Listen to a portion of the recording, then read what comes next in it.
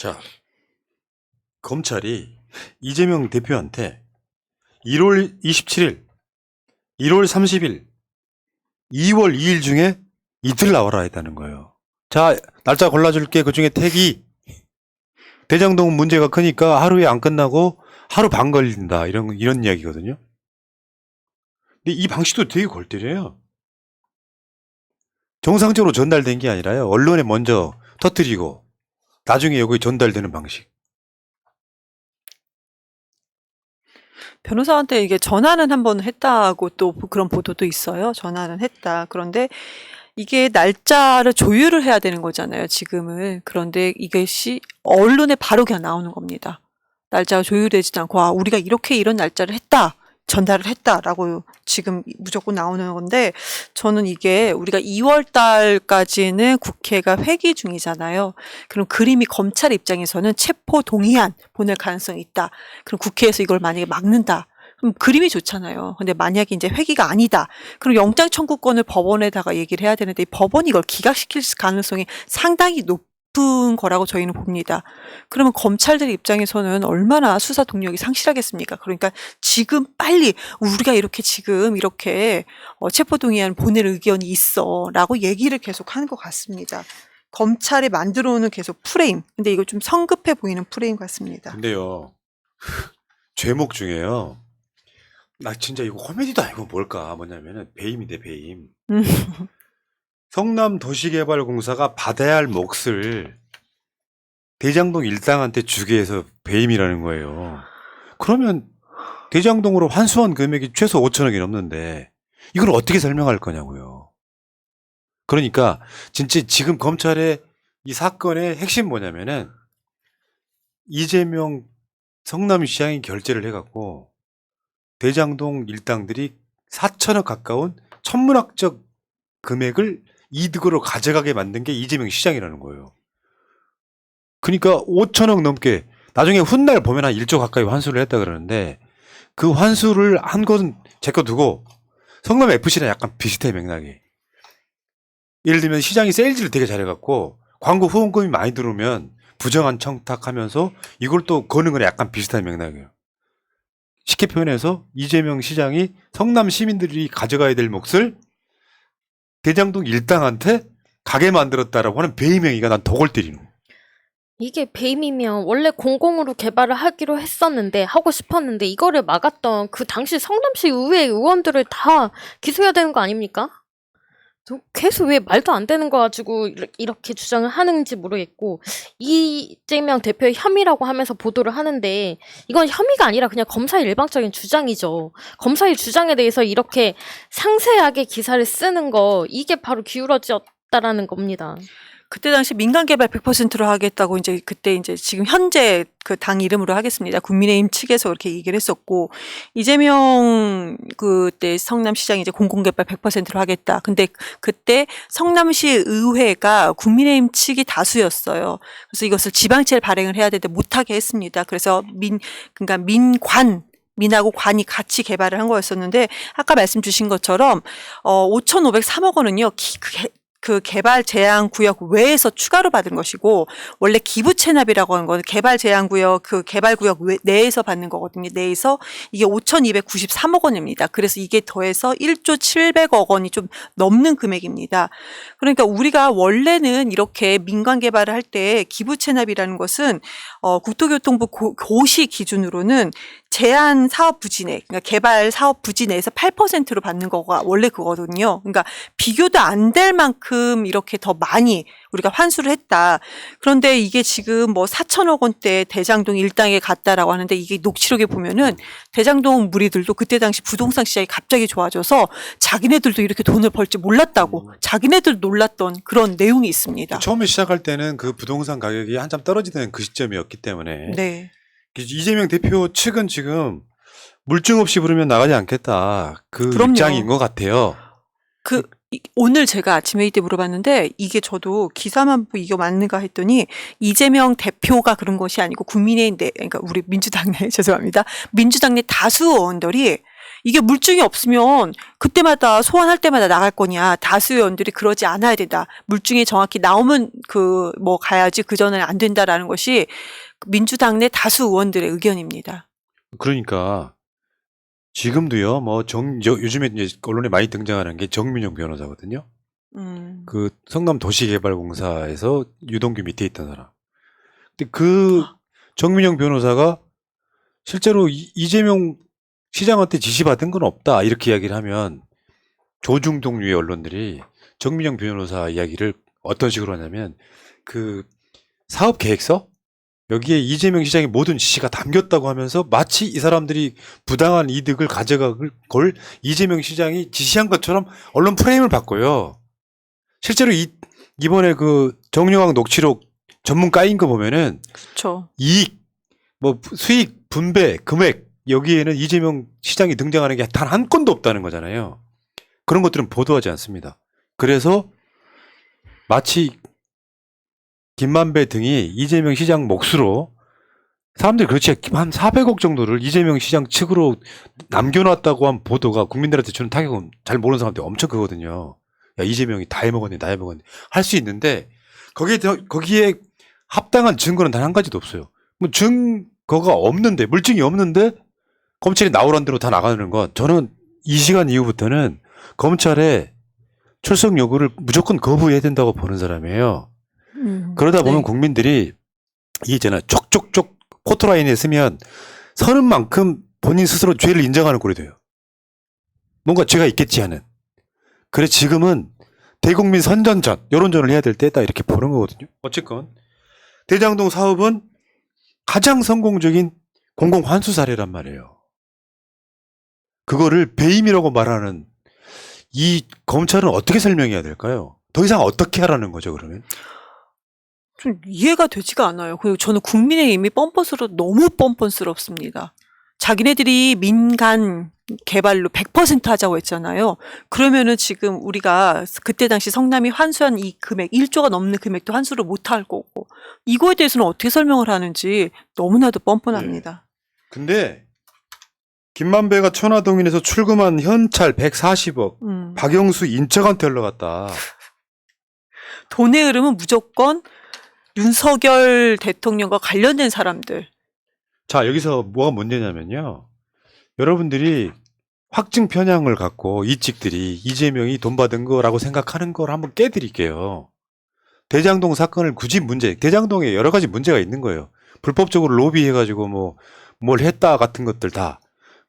법 테두리 밖에서 허가가 나왔다라든지 이 모든 것들이 다 여러 가지 문제가 있지만 지금 이제 김만배 씨한테 이제 씌워진 혐의 중에는 뭐가 있냐면은 그 공동 수익 중에 불법으로 횡령했다. 김만배가 동업자들끼리 지분으로 나눠야 되는데 횡령했다까지 나오는 거 있는데 여기 보면은 윤석열의 검찰 내 아버지가 박영수입니다. 그렇죠. 그 라인이 있어요. 특수부 라인에 박영수가 박근혜 국정농단 특검을 시작하자마자 바로 수사팀장으로 임명한 사람이 윤석열이잖아요. 쉽게 표현해서 윤석열은 쳐다보지도 못하는 사람이 박영수예요. 첫 번째. 근데 대장동 사업의 종잣돈이었던 그 부산저축은행에서 그 돈, 그 부산저축은행의 브로커 조우영은 변호인이 박영수야. 자, 근데 그 윤석열이 조우영이 윤석열한테 이 조사를 받으러 가잖아요. 근데 야, 너 가서 커피 한 잔 얻어 마시고 오면 돼. 라고 해서 커피 한 잔 마시고 돌려보내서 윤석열이 이 사건을 무마를 해버려요. 이게 왜 중요하냐면은 불법 대출된 돈이 1,100억이 넘어요. 그 돈이 제대로 수사를 하면 불법 수익금으로 봐서 환수를 하거든요. 사실상 환수가 안 됐단 말이에요. 그 돈이. 그 돈하고 SK가 투자한 돈하고 합쳐서 대장동 사업의 종잣돈이 됐어요. 근데 최근 대선 국면에서 김만배 누나가 윤석열 아버지 집을 사주잖아요. 결국 이 사건에서 등장했던 가장 중요한 단어 키워드 50억 클럽. 그 50억 클럽에 대한 수사는 아예 지금까지도 없어요. 근데 이재명 대표가 돈을 받았다는 증거가 또 하나도 없습니다. 이게 공정한 거예요? 그런데 이재명 대표가 출석을 해야 됩니까? 이거는 이제는 사생결단으로 싸워야 될 문제라고 저는 생각해요. 돈의 흐름에 대해서는 지금까지 검찰이 다 뭐 소환하라고 요구했던 것들은 이재명 대표는 돈의 흐름엔 전혀 언급되지 않습니다. 뭐 성남FC든 어디든 다 언급되지 않고요. 이 브로커 조우영이라는 사람, 이 사람 그 윤석열 그때 당시 검사가 수사를 했던 사람인 거잖아요. 커피 한 잔 먹고 보냈던 사람. 근데 이 사람은 10억 3천만 원 알선 수수료 확인을 그때 당시 된 것으로 보도가 됐었거든요. 그런데 윤석열 그때 당시 검사는 이것을 덮었습니다. 이상하잖아요. 참 이제 미스테리 중에 하나인데, 자 오늘 그렇지 않아도 이경 대변인이 오늘 브리핑한 네. 이경 대변인의 브리핑 한번 처음부터까지 한번 들어볼게요. 이것도 그거예요. 녹취록 내에서 새로운 누군가 또 검사가 또 변호사가 나오는데요. 이 사람도 윤석열 대통령과 연관된 사람입니다. 본인의 목소리를 한번 읽어주십시오. 제가 읽을까요? 예. 네, 하겠습니다. 대장동 일당들에게 신의 한 수였다는 양 변호사. 검찰은 똑바로 수사했습니까? 대장동 사건의 핵심 증거인 정영학 녹취록의 전문이 공개되며 검찰이 그간 취사 선택해왔던 사건의 실체가 뚜렷이 밝혀지고 있습니다. 아무리 이재명 대표를 연관시키려 해도 나오는 것은 봐주기, 편파 수사로 얼룩진 검찰의 민낯과 윤석열 대통령 이름뿐입니다. 탐사보도 전문 채널 뉴스타파가 공개한 2014년 11월 5일자 정영학 녹취록에는 남욱과 정영학의 대화가 나옵니다. 남욱이 진정한 신의 한 수, 저의 진정한 신의 한 수는 형이라며 정영학을 치켜 세우자 정영학은 절대 아니에요. 진정한 신의 한 수는 양 변호사님이라며 양 변호사님이 개인적으로 최고의 수라고 생각을 하고요. 라고 답합니다. 뉴스타파 보도에 의하면 정영학이 거론하는 양 변호사는 양재식 전 국정농단 특검보라고 합니다. 양재식 전 특검보는 박영수 전 특검과 함께 국정농단 사건을 수사했고 윤석열 당시 특검 수사팀장과도 함께 일했던 인물입니다. 또한 그는 2015년 수원지검의 대장동 사업 정관계 로비 의혹 수사에서 박영수 전 특검과 함께 남욱을 변호했습니다. 남욱은 변호사법 위반 혐의로 구속 기소되었으나 1심, 2심 모두 무죄를 받고 풀려납니다. 검찰이 묻습니다. 녹취록 속 양 변호사가 양재식 전 특검보가 맞습니까? 혹시 양재택은 아니겠죠? 양재식이었습니다. 네. 그가 대체 무슨 역할을 얼마나 했기에 대장동 일당들에게 신의 한 수로 추앙받고 있는지 수사했습니까? 검찰이 이재명 대표와 주변 인사들을 수사한 여력의 10분의 1만 썼어도 대장동 일당과 법조계의 커넥션을 벌써 낱낱이 밝혀내지 않았을까요? 짐작가는 이유가 있습니다. 현재 서울중앙지검에서 대장동 사건을 수사 중인 고형곤 제4차장 검사, 강백신 반부패 수사 3부장, 호승진 부부장 검사 모두 박영수 사단으로 꼽히는 검사들이고 박기동 제3차장 검사와 어미준 반부패 수사 1부장은 윤석열 사단 소속으로 알려져 있습니다. 양 변호사가 양재식 전 특검보가 맞다면 왜 수사에 진척이 없는지 의문이 단 한 번에 풀립니다. 고양이에게 생선을 맡겨놓은 꼴이니 박영수 특검이 연루된 50억 클럽도 수사하지 않고 대장동 일당에게 신의 한 수로 꼽히던 양재식 전 특검보에 대한 수사도 이루어지지 않는 것 아닙니까? 검찰은 마치 치외법검처럼 모든 책임에서 자유로운 것입니까? 검찰에 촉구합니다. 대장동 사건과 연루된 법조계 커넥션에 대해 철저하게 수사하기 바랍니다. 만약 본인이 윤석열 사단이라 박영수 사단이라 제대로 수사할 자신 없다면 그냥 손을 떼십시오. 이미 녹취록이 온 국민 앞에 공개된 만큼 더는 감출 수 없습니다. 같은 검찰이라고 대충 봐주며 야당 대표에 대한 불공정 편파 수사로 이를 덮으려 한다면 검찰이 지금까지 해온 모든 수사, 앞으로 벌일 모든 수사에 대한 국민의 신뢰는 완전 무너지게 될 것입니다. 2023년 1월 17일 이경 상금 부대변인 브리핑이었습니다. 아주 훌륭해요. 근데 결국은 그거예요. 정말 너무나 당연한 말이에요. 여러분들이 중요하게 생각 안 하는 말이 있어요. 법의 적용은 공평하고 공정해야 됩니다. 그럼요. 예를 들어서 박영수도 지금 예를 들어서 우리가 대장군 특검하자고 할 때 부산저축은행 건부터 파보자. 왜 윤석열은 조우영이를 봐줬는가부터 시작하고 윤석열 아버지 집을 김만배 누나가 왜 사줬는가까지 파면 그거 파면서 이재명 대표가 저는 그 책임이 전혀 없다고 생각하진 않아요. 관리 책임은 있는 거야. 도의적인 책임. 그 일당들이 돈을 벌어가는데 그렇게 수사가 공정해야 국민들이 납득할 거 아니에요. 지금 그 설 전에 이제 이재명 또 검찰에 불려간단다 하면 뭐 잘 모르는 가족들 몰라서 이재명 엄청 해먹었나 보다라고 그 분위기를 만들려고 하는 거 아닙니까? 그렇죠. 최소한 박사님. 수사는 공정해야 되잖아요. 이 사건은 제가 예전에 정의한 적이 있어요. 대장동 사건은 그 이면에 검사들의 작물 파티라고. 어쩌다 보니까 1,100억 넘는 돈이 어마어마하게 불어난 거예요. 그거 지들끼리 봐준 놈들끼리 나눠 먹고 있는 거야. 왜 이건 수사를 안 합니까? 윤석열이는 왜 조우영 이를 커피만 마시고 돌려보냈을까요? 만약에 그때 조우영이 구속이 돼가지고 재판 받았다면 그 종잣돈은 사라지는 또 한수가 되는 상황이잖아요. 그럼에도 불구하고 6일 만에 성남FC 말도 안 되는 건으로 부른 6일 만에 이재명 대표 또 나오세요. 날짜 3개 줄 테니까 그중에 하나 고르세요. 장난쳐 이 새끼들아. 이런 기본도 안 돼 있는 놈들이 대한민국의 검찰이라는 거죠. 대한민국 검사가 공정합니까? 유전 무죄, 무전 유죄, 유검 무죄, 무검 유죄. 민주당은요 지금부터는 장애투쟁 하셔야 돼요. 이게 되게 슬픈 현실인 게 지금 댓글 중에 이거 만약에 보도 많이 안 될걸요? 이렇게 댓글이 있었어요.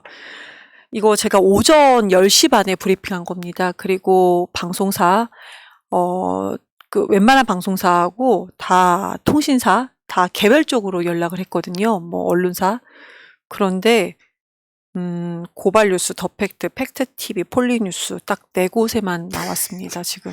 야 심하네. 네. 그래서 산나라 처음부터 읽어버린 이유가 그거예요. 아, 참, 이게 하나하나씩 다 연락을 개별적으로 다 했어요. 대답도 받았고. 네, YTN 연합TV 연합 다 할 것 없이요. 뭐, 뉴시스, 뉴스원 다 할 것 없이. 알겠습니다. 자, 양재택 아니고 누구라고? 양재택 아니고 누구라고? 이상하게 이런 사람들이 연관성이 양재식. 있구만. 양재식, 양재택. 아니, 이거 양 변호사라니까 다른 분들도 양재택인가? 뭐, 다들 그러시더라고요. 그러니까요. 자, 오늘 1부는 여기서 마치고요. 자, 이경대 대변인 오늘 이 브리핑 한 건만으로도 네. 몸을 밥값했어. 화이팅. 불만의, 여기 화이팅 한번 해 이거. 아이고 화이팅! 고생하셨고요. 자, 네. 2부로 넘어가는데 자, 아, 고생하십시오. 다음 주에 뵙겠습니다. 네. 다음 주 우리 방송해요. 화요일 날은 방송합니다. 아, 그럼요. 네, 입으로 더 네. 활기차게. 네. 연휴 끝나는 날이에요, 그때가. 아, 저 연휴 없습니다. 네, 알겠습니다. 네. 1부 끝.